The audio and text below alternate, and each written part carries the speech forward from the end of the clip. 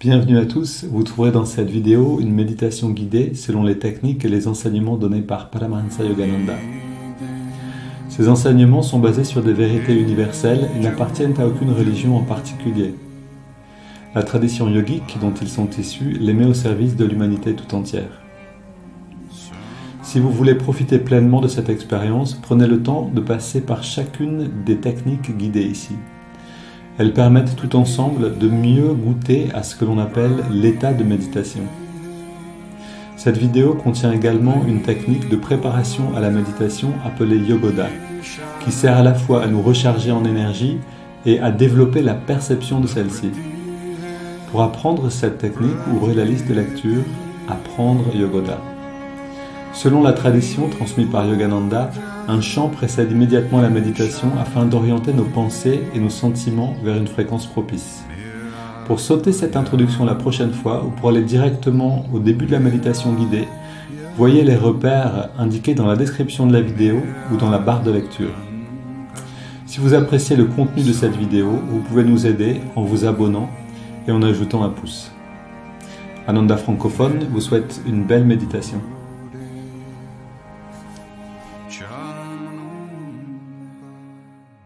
Perceive everything fragmented. They see with their egos, and therefore they see their egos, which is the infinite self, but separated in a single body, and therefore separate from other bodies, other things that they see and experiences, other realities in the universe.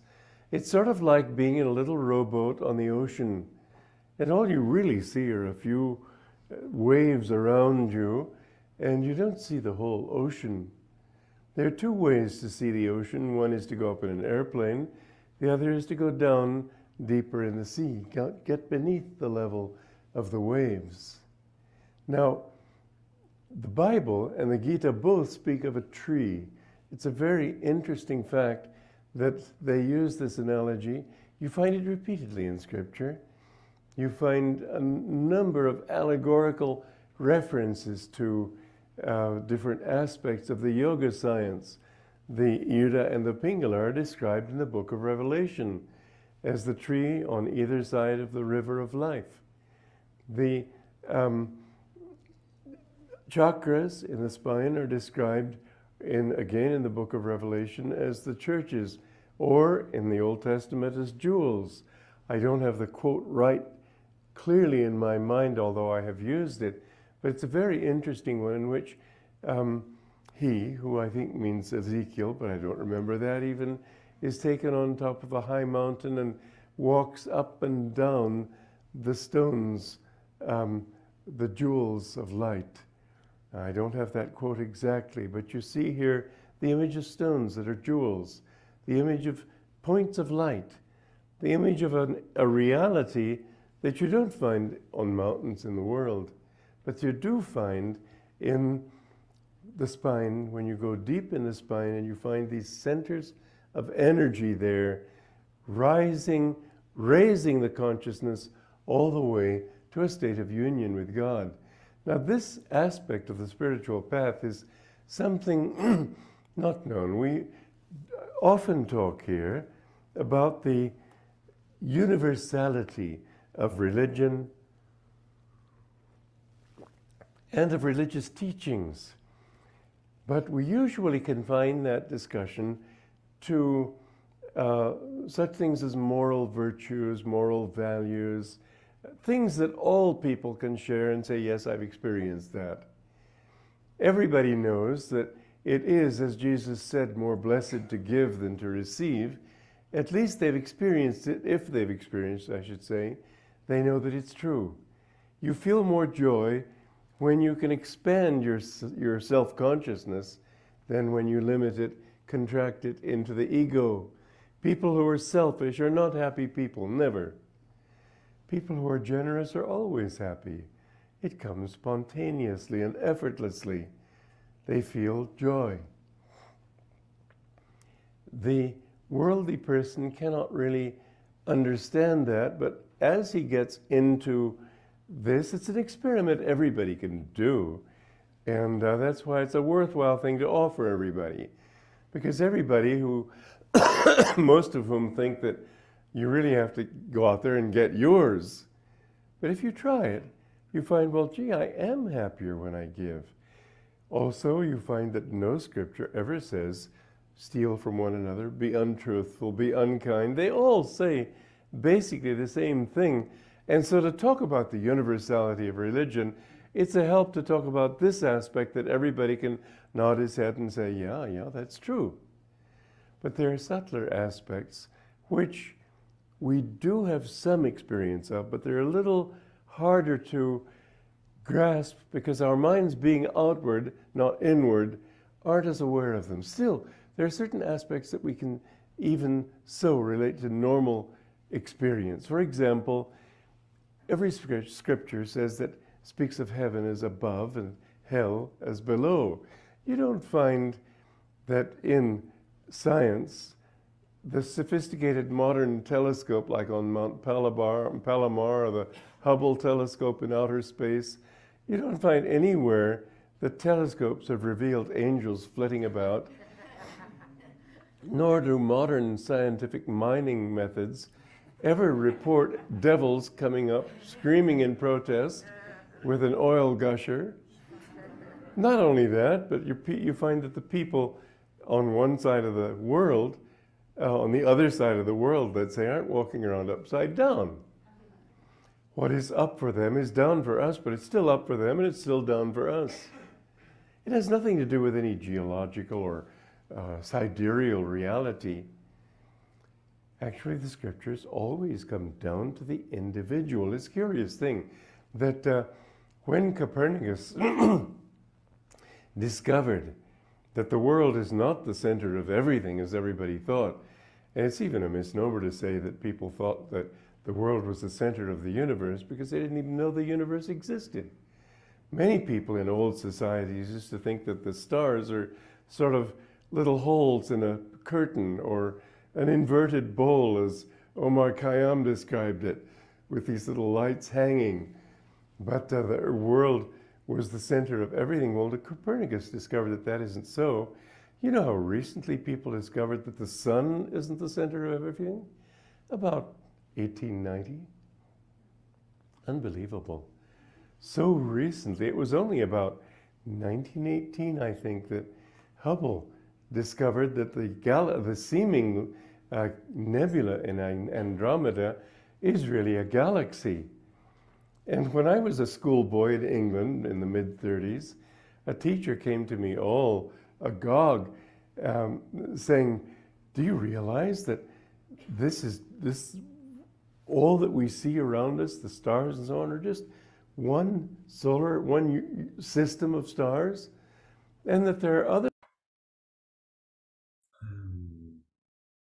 Donc, bienvenue à tous. On entendait Soumikhananda parler des réalités, on va dire, communes à toutes les religions, et puis aussi de celles qui sont plus subtiles et qu'on ne va pas forcément trouver dans toutes. Il n'a pas eu le temps d'aller loin dans son discours, mais on peut vérifier ça par nous-mêmes. Qu'en effet, les différentes religions, par exemple, différents courants spirituels parlent de toutes des valeurs morales, donc nous disent toutes un peu les mêmes choses sur le fait que donner est plus important que ou on en profitera plus que de recevoir, par exemple, différentes choses de ce genre, mais qu'on a aussi un enseignement plus subtil, et celui-là, on ne le trouve pas nécessairement partout. Alors, en fait, on peut le retrouver dans différentes religions, mais il va être plus ou moins explicite. Et ça, c'est quelque chose d'intéressant. C'est-à-dire qu'il y a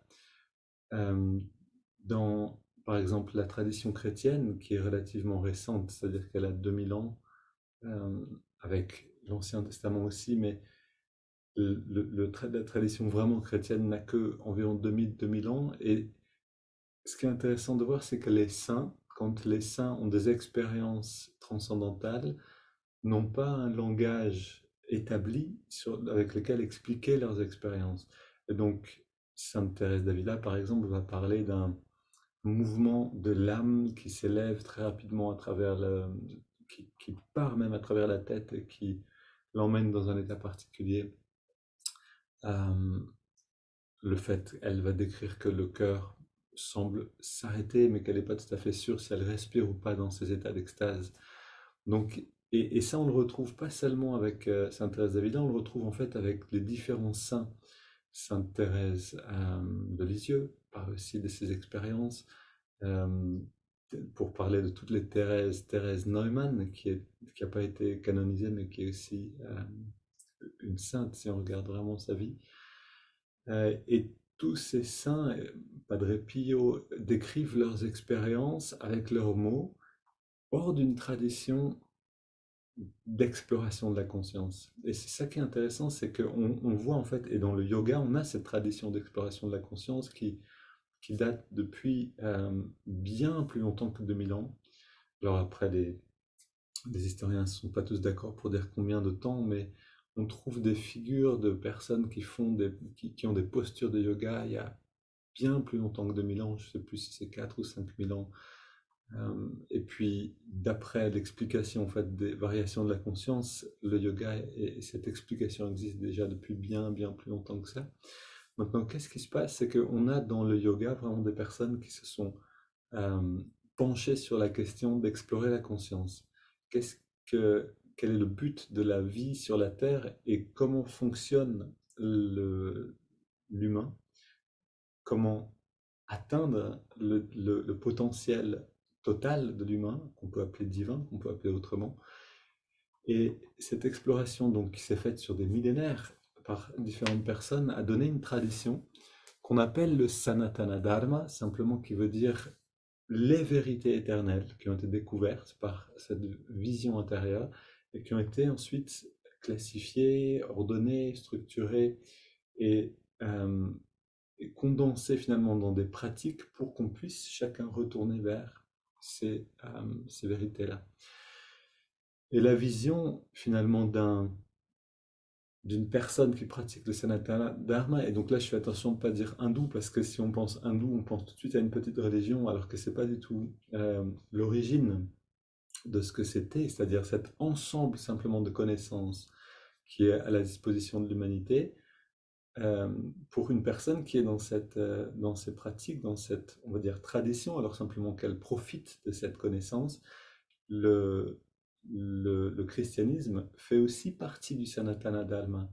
C'est-à-dire qu'on trouve les mêmes vérités expliquées par Jésus qu'on va trouver dans le Bhagavad Gita et dans plein d'autres textes ou dans d'autres sources du Sanatana Dharma, mais on va les trouver adaptés à la conscience des personnes qui étaient là quand Jésus est venu. Donc, on trouve finalement, et pour moi c'était un peu une frustration au début quand je disais l'évangile, je dis mais c'est tellement codé, où est-ce qu'on trouve une explication sur comment il faut faire pour être heureux? Et donc on trouve des images avec la vigne, avec le chemin, les graines qui tombent sur le chemin et qui sont mangées par les oiseaux. Mais comment on fait avec le corps?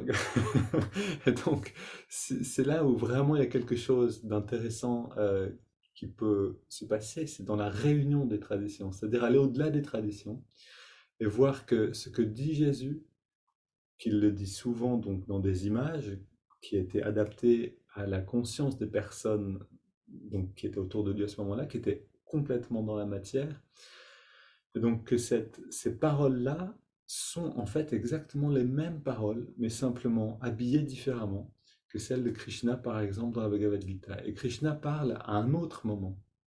En fait, Krishna parle, d'après cette explication des variations de la conscience sur Terre, parle à Arjuna. Donc Krishna donne son enseignement dans la Bhagavad Gita au moment où on est dans la descente vers le Dvapara Yuga, ce qui veut dire en fait vers la conscience que le monde est énergie.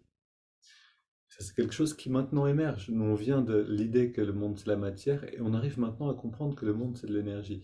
Et donc, ces paroles dans la Bhagavad Gita maintenant résonnent beaucoup pour nous. Elles sont beaucoup plus accessibles que pour quelqu'un qui, il y a 2000 ans, pensait que, ou même il y a simplement 500 ans, ou même moins que ça, que la vie c'est simplement de la matière et que le reste c'est un peu ésotérique ou c'est pas fondé.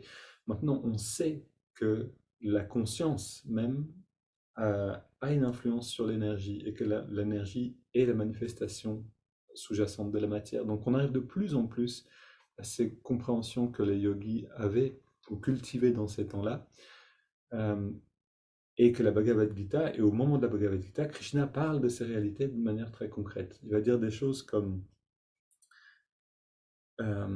quand l'inspire s'unit avec l'expiration, et quand l'expiration s'unit avec l'inspiration, alors il va parler des états de conscience qui deviennent accessibles à ce moment-là.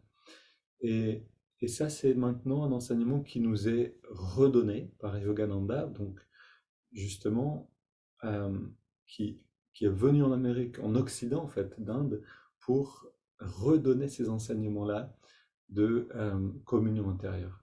Donc ça, c'est vraiment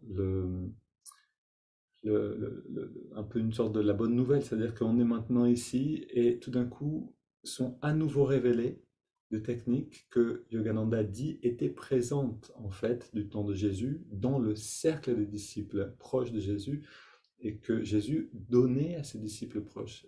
Alors, il y a plusieurs citations, je vais m'arrêter là, sinon ça va devenir un satsang, mais on va pratiquer ensemble Yogoda. Mais juste pour expliquer, pour dire qu'il y a plusieurs citations dans les évangiles qui révèlent ça, que les disciples avaient certaines techniques qui leur permettaient de rentrer dans l'état de communion. Et si on comprend ça, le visage de l'Église aujourd'hui, son état, deviennent compréhensibles. C'est-à-dire qu'on est dans une tradition dont on a perdu la substance essentielle. Comment faire l'expérience de Dieu à l'intérieur de moi-même? Si je vais dans une église et que je demande ça, je ne vais pas forcément avoir le mode d'emploi, à moins que la personne qui soit en face de moi, le prêtre, soit lui-même dans une recherche personnelle, spirituelle de ces techniques-là et des découvertes, et réussit à les vivre et puisse les donner. Mais sinon, je suis devant en fait une tradition.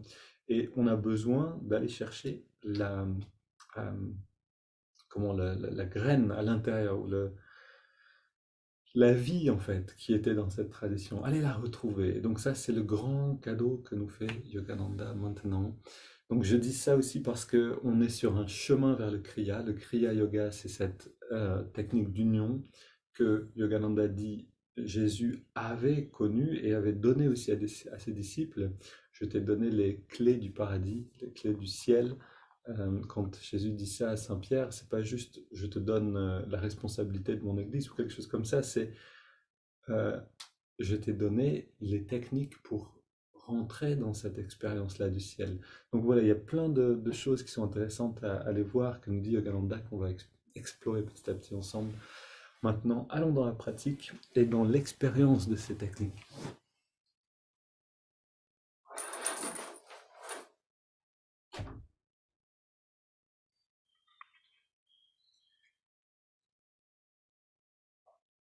Technique, mais aussi prière, attitude juste, c'est-à-dire de demander de l'aide, de savoir que tout ne vient pas de nous et de notre effort, mais que c'est les deux ensemble.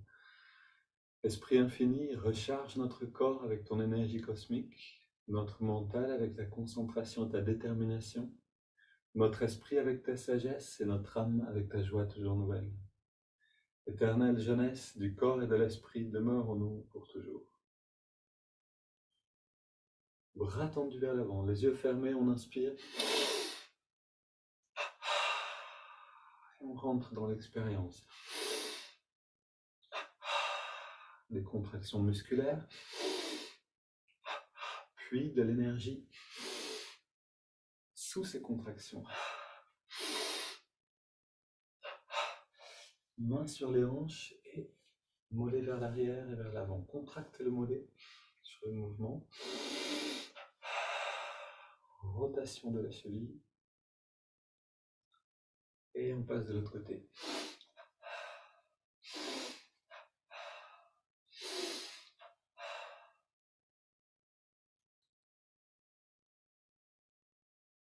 Avant-bras, mollet gauche. Cuisses, biceps. On commence avec des grands muscles. Les plus grands muscles du corps. Essayons de sentir ces muscles qui se remplissent d'énergie.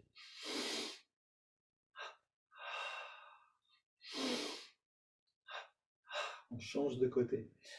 L'idée ici, c'est justement vraiment d'aller cultiver la conscience de l'énergie, individuellement. La science l'a prouvé, mais nous, on a besoin d'en faire l'expérience à l'intérieur du corps.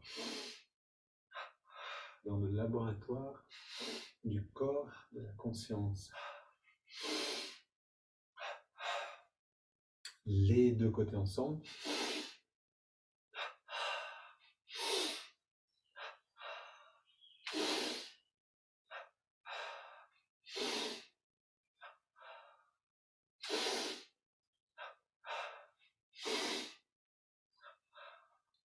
Puis on contracte. Fesse gauche, poitrine à gauche. Et à droite.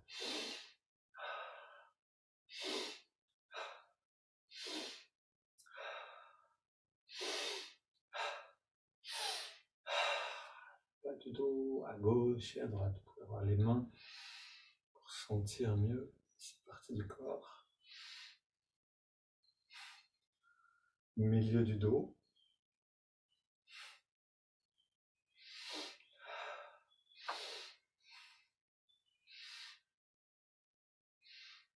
Puis le haut du dos à gauche et à droite. Et rappelez-vous de cette clé si vous voulez avancer, quelle que soit la pratique spirituelle. Si vous prenez plaisir à ce que vous êtes en train de faire, si vous trouvez de l'intérêt, vous allez avancer plus rapidement, parce que vous allez sentir plus. C'est très difficile d'être attentif à quelque chose qu'on n'aime pas. Et si on arrive à développer un goût pour ce qu'on fait, on va s'y intéresser naturellement. On contracte le cou 3 fois, puis à gauche et à droite.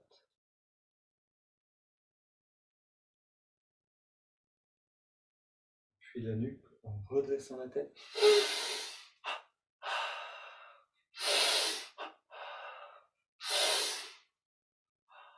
Contracte le cou, petit cercle. Dans les deux sens, puis on reste détendu et on fait des grands cercles. Bras tendus vers le sol, poings fermés. Mouvement des épaules vers la gauche et des hanches vers la droite, puis l'inverse.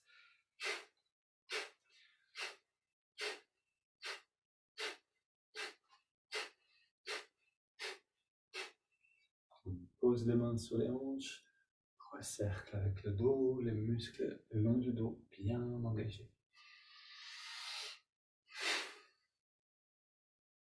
Vivre dans la réalité donc de l'énergie, c'est commencer par voir qu'on peut remplir le corps avec de l'énergie, comme on est en train de le faire maintenant, que si on le fait, on va rapidement avoir une autre expérience de l'instant.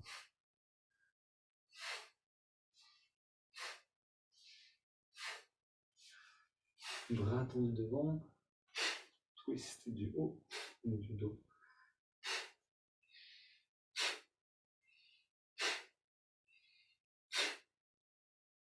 Puis on vient tapoter sur la tête.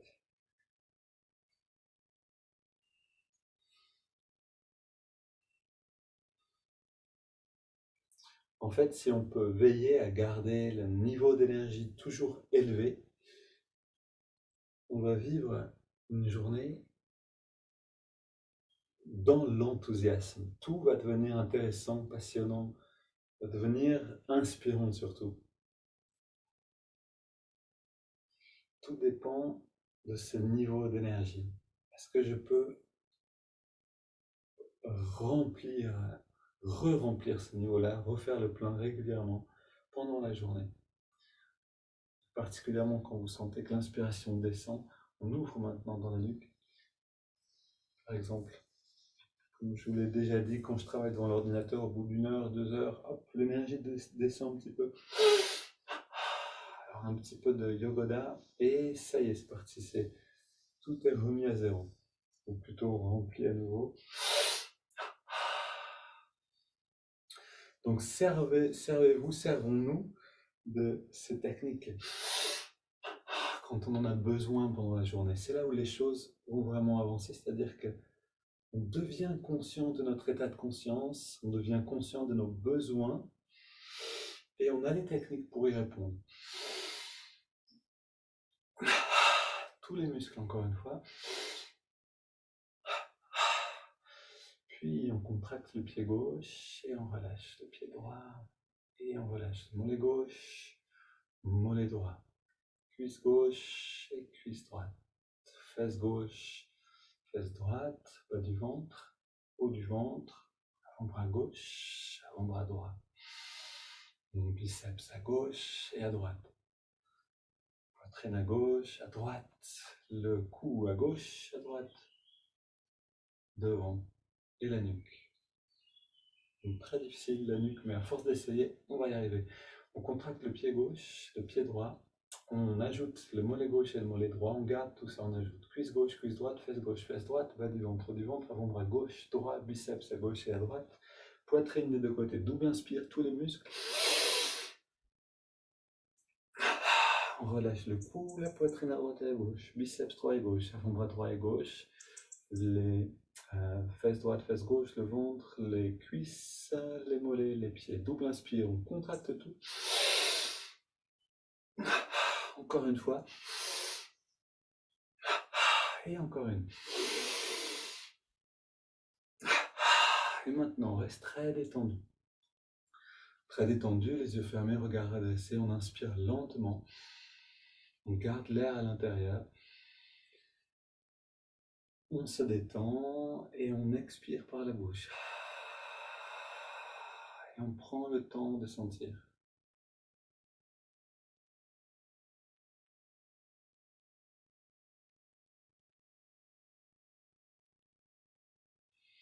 Voilà ce que nous propose le yoga, ou la tradition yogique, c'est-à-dire une séance, une méthode d'expérimentation à l'intérieur de nous-mêmes.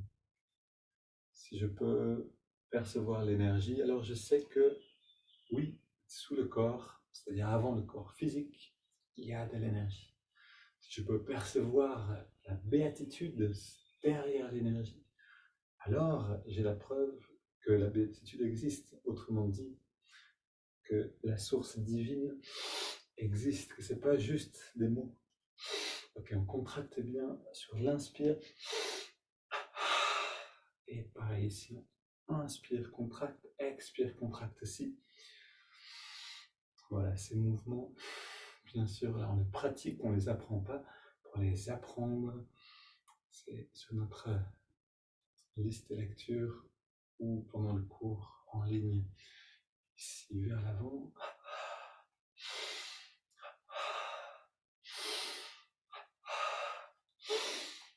On ouvre et on ferme.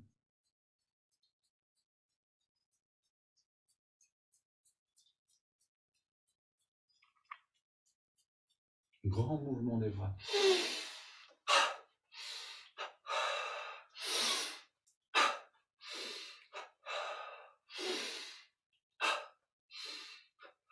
Dernier.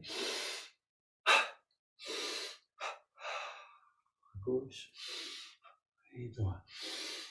Ok, 2 mouvements seulement. Latéral.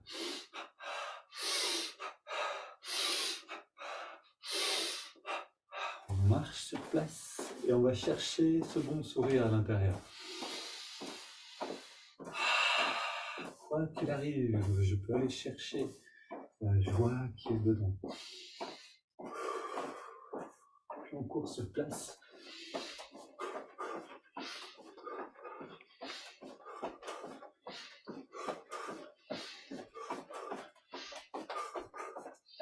C'est gauche devant, pied droit, muscles du torse bien engagés. Puis on soulève derrière. Soulève devant. Une grande inspire. Expire. Poumon vide, on range le ventre.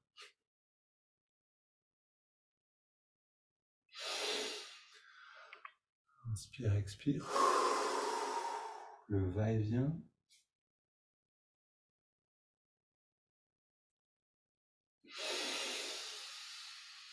Encore une fois.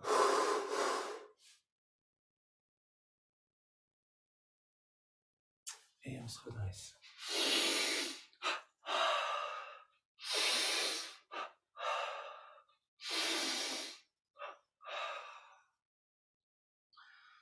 On termine avec les premiers mouvements et on sent la différence entre le début et la fin.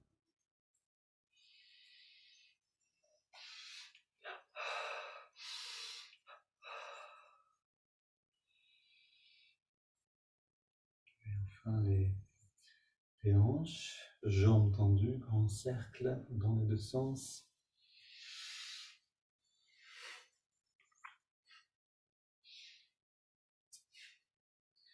Ok, on se détend, on amène les mains vers nous en inspirant, puis vers l'avant à l'expire. Vers nous à nouveau. La conscience devient plus légère, plus subtile. On ressent ce rayonnement de conscience, d'énergie, de lumière tout autour de nous.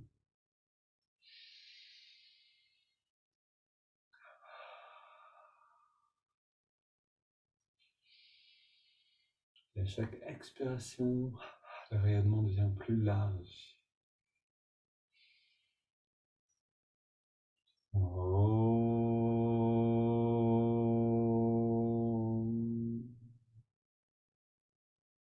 On relâche les bras le long du corps, yeux fermés, très détendus. On explore le bien-être.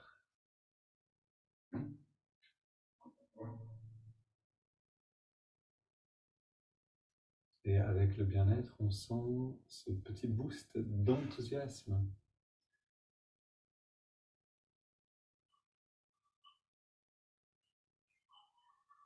Si j'ai des choses à faire aujourd'hui et que j'ai plein d'énergie pour les faire, je peux me réjouir.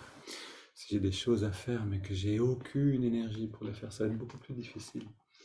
Et c'est ce que nous amène aussi Yogoda, c'est pouvoir vivre inspiré, pouvoir vivre d'accord avec ce qui vient. Installons-nous. Ok, on se redresse, on ferme les yeux. Et on garde encore cette perception de nous-mêmes.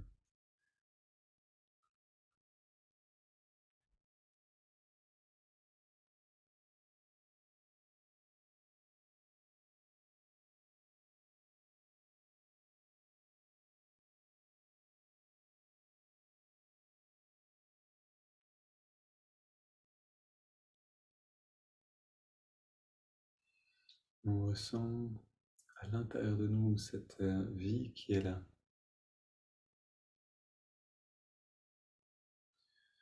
Cette vie qui est toujours là et qu'on ressent rarement. On prend maintenant le temps de sentir et on va s'adresser à cette vie qui est en nous et lui demander de se révéler plus encore. Alors on va le faire avec un chant que vous connaissez, qui est simple. Viens à moi, ô Jésus, emplis-nous de lumière. Viens à moi, ô Jésus, emplis-nous de lumière. Alors quand on s'adresse ici à Jésus, c'est à ce qu'il représente aussi, c'est-à-dire à cette vie, à cette conscience plus grande. Viens à moi, ô Jésus, emplis-nous de lumière. Viens à moi, ô Jésus, emplis-nous de lumière. Viens à moi, ô Jésus, emplis-nous de lumière. Viens à moi, ô Jésus, emplis-nous de lumière. Viens à moi, ô Jésus, emplis-nous de lumière. Viens à moi, ô Jésus, emplis-nous de lumière. Viens à moi, ô Jésus, emplis-nous de lumière. Viens à moi, ô Jésus, emplis-nous de lumière. Viens à moi. Jésus, remplis-nous de lumière. Viens à moi, ô Jésus, remplis-nous de lumière. Viens à moi, ô Jésus, remplis-nous de lumière. Viens à moi, ô Jésus, remplis-nous de lumière. Viens à moi, ô Jésus, remplis-nous de lumière. Viens à moi, ô Jésus, remplis-nous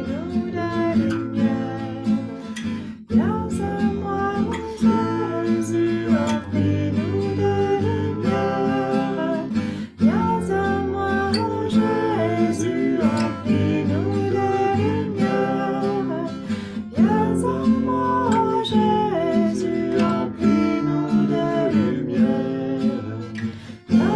moi, ô Jésus, remplis-nous de lumière. Viens à moi, ô Jésus, remplis-nous de lumière. Viens à moi, ô Jésus, remplis-nous de lumière. Viens à moi, ô Jésus, remplis-nous de lumière. Viens à moi, ô Jésus, remplis-nous de lumière. Viens à moi, ô Jésus, remplis-nous de lumière. Viens à moi, ô Jésus, remplis-nous de lumière. Viens à moi, ô Jésus, remplis-nous de lumière. Viens à moi, ô Jésus, remplis-nous de lumière. Viens à moi, ô Jésus, remplis-nous de lumière. Viens à moi, ô Jésus, remplis-nous de lumière.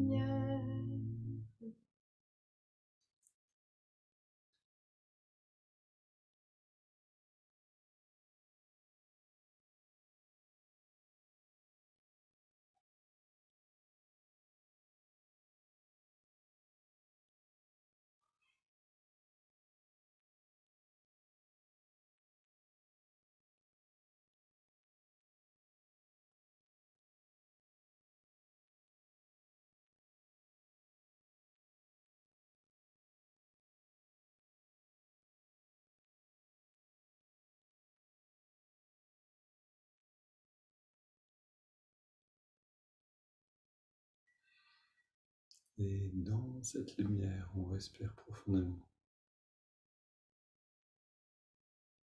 Alors, la merveille de ce chemin, de ces enseignements de Yogananda, c'est qu'on a tout à l'intérieur. On a Bhakti Yoga, on a le chant qui réveille le cœur, on a des textes et des commentaires pour le discernement, pour l'intellect, pour que la compréhension s'ouvre.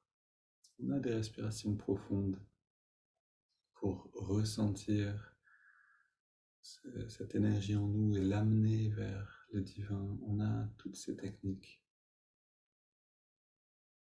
Allons vers chacune de ces techniques avec beaucoup d'appétit, comme notre dessert préféré.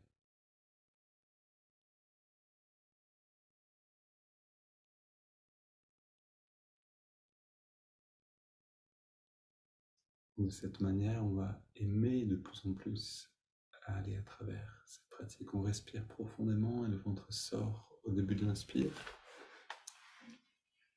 Et on expire profondément, le ventre rentre à la fin de l'expire.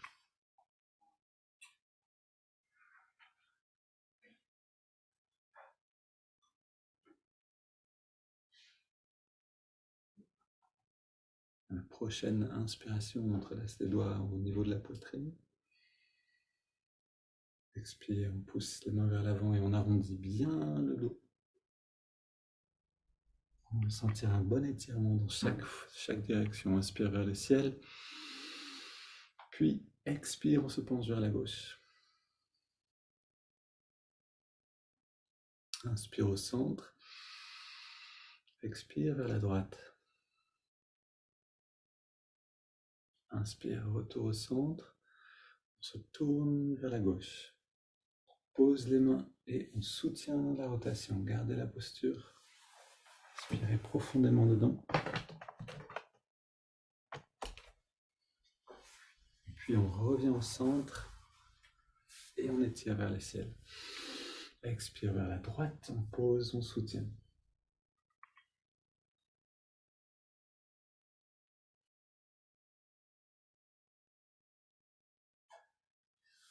Et retour au centre. On pose les mains derrière et on ouvre un petit peu la poitrine, donc en se penchant légèrement vers l'arrière avec le dos et en resserrant un petit peu les épaules et les coudes derrière. Grande respire.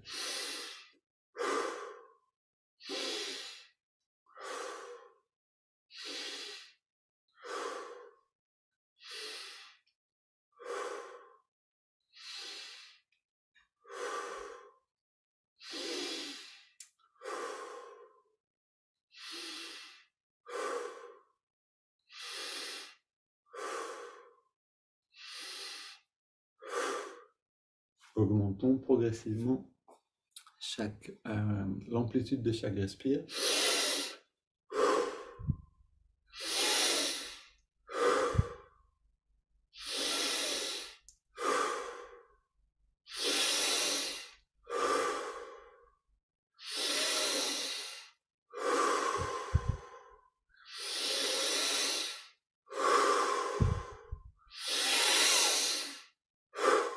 Au maximum, 5 dernières.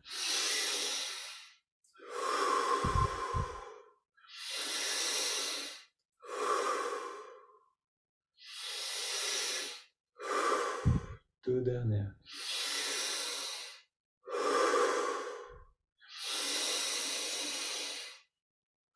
Et on revient au centre, les mains sur les cuisses pour vers le ciel, dos dressé détendu, on inspire profondément.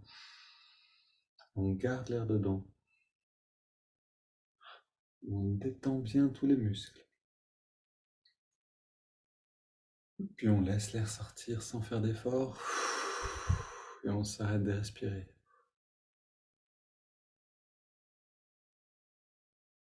Et on ressent ce bouillonnement de vie à l'intérieur de nous.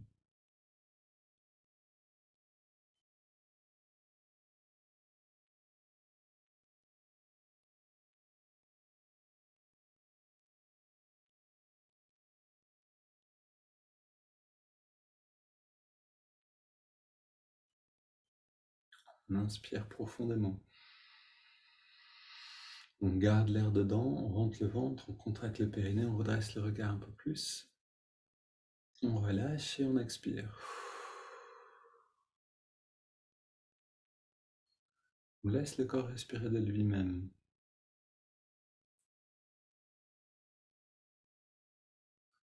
On prolonge la perception de cette vie à l'intérieur de nous-mêmes. Toute notre intelligence est là.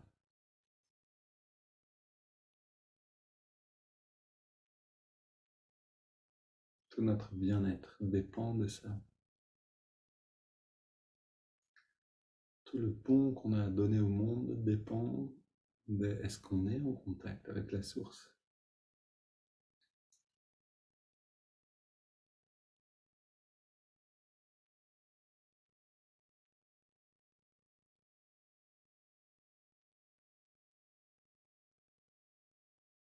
Puis on prend une double inspire.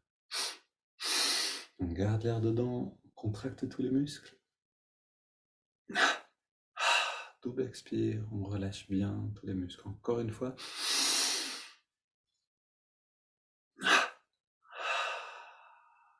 Une dernière, savourez à chaque fois que vous expirez.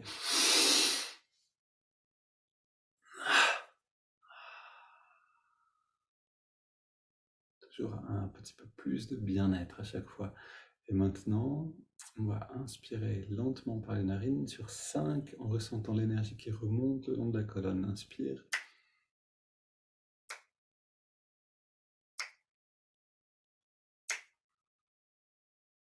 On garde l'air dedans et on ressent cette énergie qui vient jusque dans le lobe frontal, à la jonction des sourcils.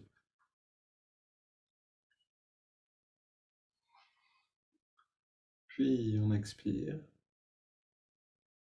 On sent cette lumière qui émane de l'œil spirituel, comme un bien-être qui nous envahit. Inspire à nouveau.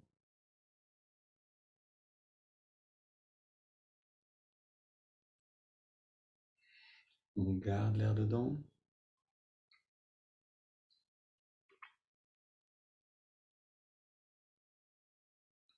Expire.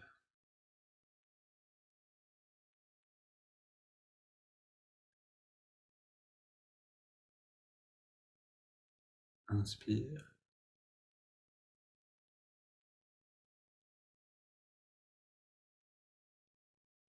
On retient le souffle.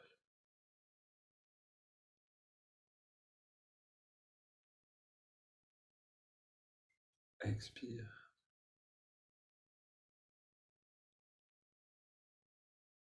Passons consciemment par chaque partie de la colonne. Inspire, coccyx, sacrum, lombaire, dorsal, cervical. On garde l'air dedans. Lobe frontal. Expire, rayonnement.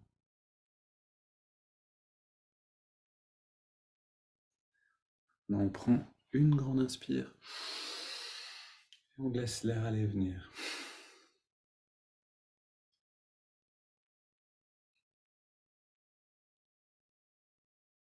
Le corps respire de lui-même. On est simplement détendu.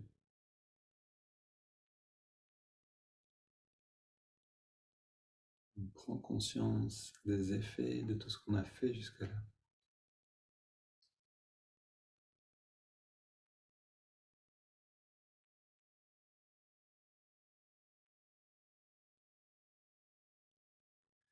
Et c'est parce qu'on agit sur toutes ces dimensions, c'est-à-dire le corps, on a donné les mouvements dont il avait besoin, on a respiré, on a rempli d'énergie, on a étiré, on a bougé, etc. Puis finalement, on a juste respiré de manière égale.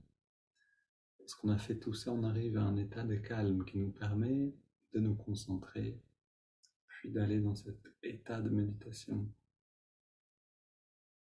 Toutes ces choses qui peuvent manquer dans des chemins spirituels quand on brûle des étapes, ou quand on ne sait pas comment faire pour calmer le corps, calmer le mental, et on essaierait de méditer directement.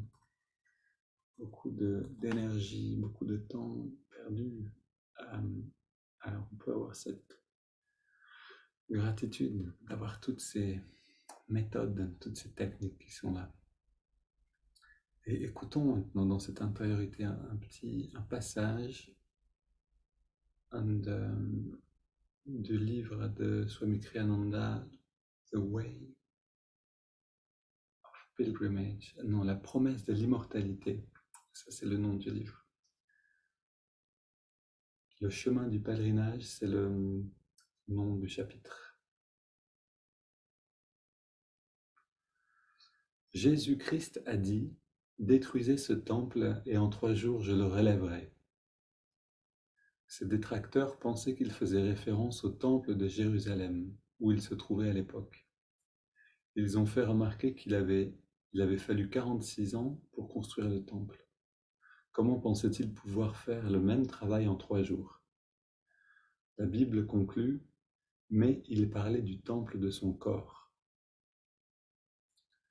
Jésus ne disait pas que le magnifique temple de Jérusalem ne méritait pas la vénération des gens. Tout ce qu'il disait, c'était que le pèlerinage suprême se fait à l'intérieur et non à l'extérieur. En d'autres occasions également, il a accordé une importance particulière à ce pèlerinage intérieur, sans pour autant nier la valeur du pèlerinage extérieur. Nous avons déjà évoqué 2 de ces occasions. La première, c'est lorsque la femme de Samarie lui dit « Nos pères ont adoré sur cette montagne. Et vous, les Juifs, vous dites que c'est à Jérusalem qu'il faut adorer. » Jésus répond « Femme, crois-moi, l'heure vient où ce n'est ni sur cette montagne, ni à Jérusalem que vous adorerez le Père. L'heure vient, et elle est déjà venue, où les vrais adorateurs adoreront le Père en esprit et en vérité. Dieu est esprit, et ceux qui l'adorent doivent l'adorer en esprit et en vérité.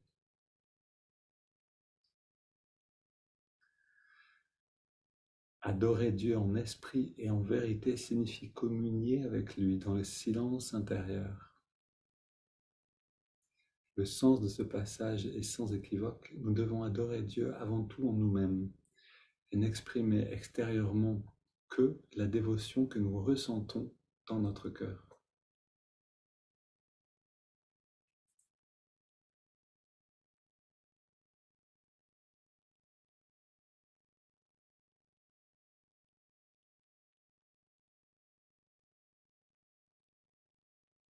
Autrement dit, ce n'est pas dans une église ou dans une autre, ou dans un temple, ou dans une religion, ou dans une tradition particulière. C'est en nous-mêmes qu'on va trouver la véritable qualité qu'on cherche. On a juste besoin de savoir comment y aller, c'est tout ce qu'on a besoin d'avoir. C'est le chemin, c'est-à-dire la compréhension des enseignements, et puis le temps pour pratiquer, la volonté de le faire. Alors allons dans ce pèlerinage intérieur. On amène l'attention dans les narines.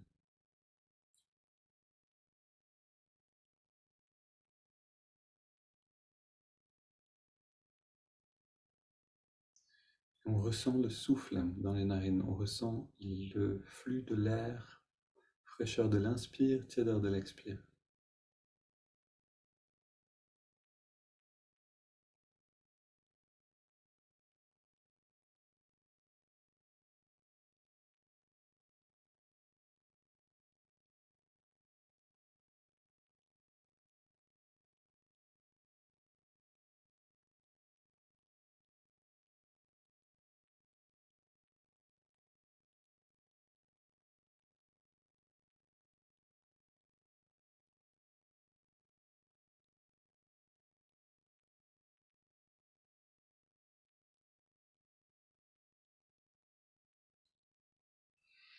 Et on entre dans l'expérience du souffle, on y entre profondément. On a apaisé le corps et le mental pour pouvoir entrer dans le souffle.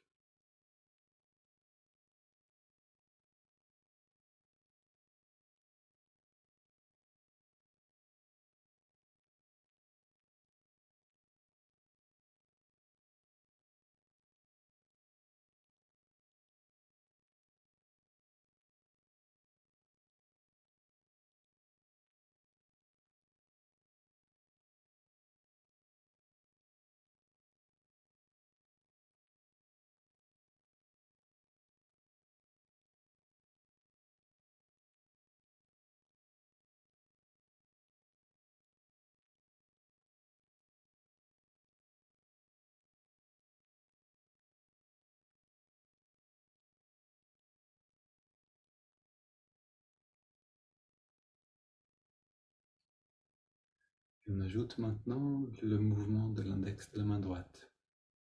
À chaque inspire, l'index revient un tout petit peu vers la paume de la main. À chaque expire, on relâche à nouveau l'index. Et surtout, tous les muscles du corps en même temps. On les détend.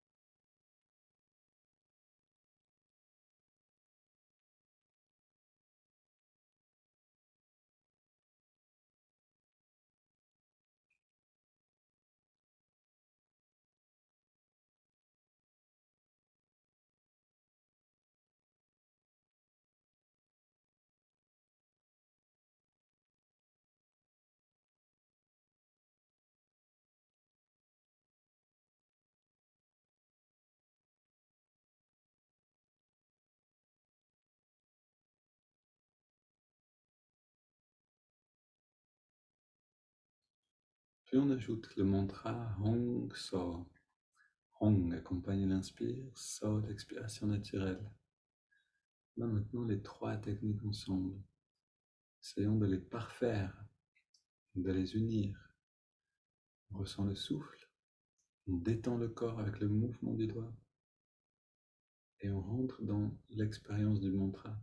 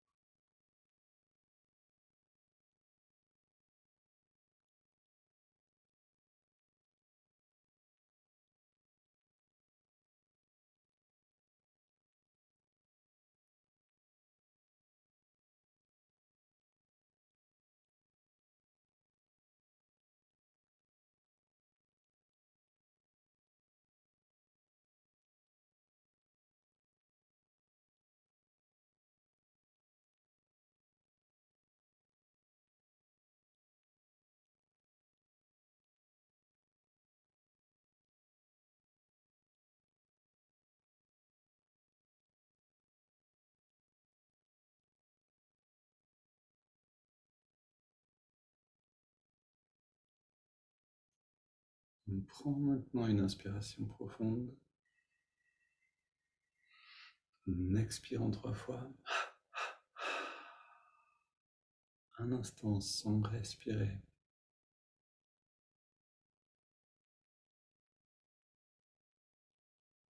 Puis on laisse le corps respirer de lui-même et on abandonne toute technique.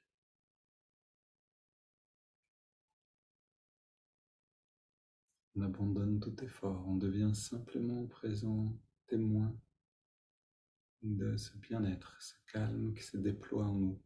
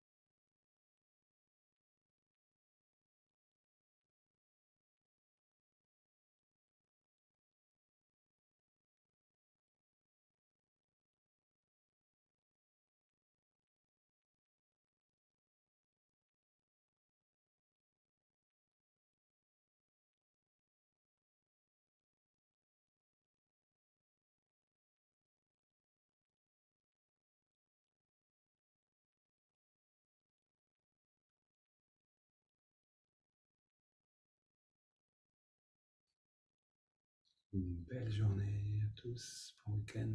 On se retrouve lundi pour une nouvelle thématique.